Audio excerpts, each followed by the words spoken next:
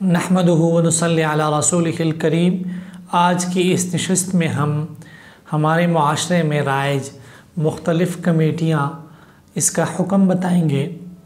ایک مروجہ کمیٹی ہوتی ہے جس میں 10 افراد مل کر ماہانہ 1,000 روپے ڈالتے ہیں اور پھر 1 مہینے بعد قرعہ کے ذریعے جس کا نام نکل آتا ہے اس کو وہ 10,000 روپے دے دیے جاتے ہیں، اور جس نے جتنے پیسے جمع کرانے ہوتے ہیں اس کو اتنے پیسے مل جاتے ہیں، اس میں کسی کو کم و بیش نہیں ملتے۔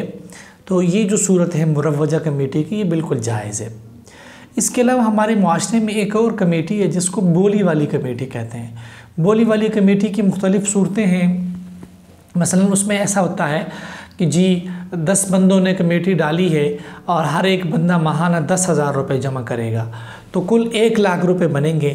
لیکن جب کمیٹی قرعہ کے ذریعے نہیں نکالی جائے گی بلکہ بولی لگائی جائے گی کہ یہ 1,00,000 روپے کون جو ہے وہ ایسی قیمت میں لے گا کہ جس سے بقیہ کو فائدہ ہو، یعنی کون سب سے کم قیمت میں لے گا، تو جو بولی کے ذریعے سب سے کم 50-60 ہزار کی قیمت لگاتا ہے تو اس کو وہ کمیٹی جو ہے وہ دے دی جاتی ہے، اور جو زائد پیسے ہیں وہ کمیٹی کے بقیہ جو شرکاء ہیں وہ آپس میں تقسیم کرتے ہیں۔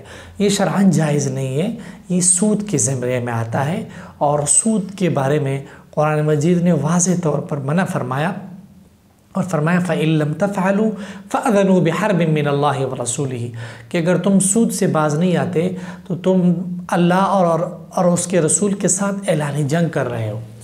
دوسرے نمبر پر ہے لکی کمیٹی۔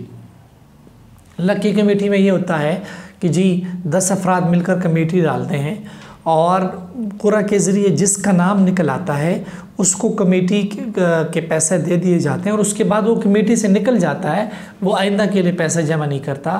شرعاً یہ صورت بھی جائز نہیں ہے۔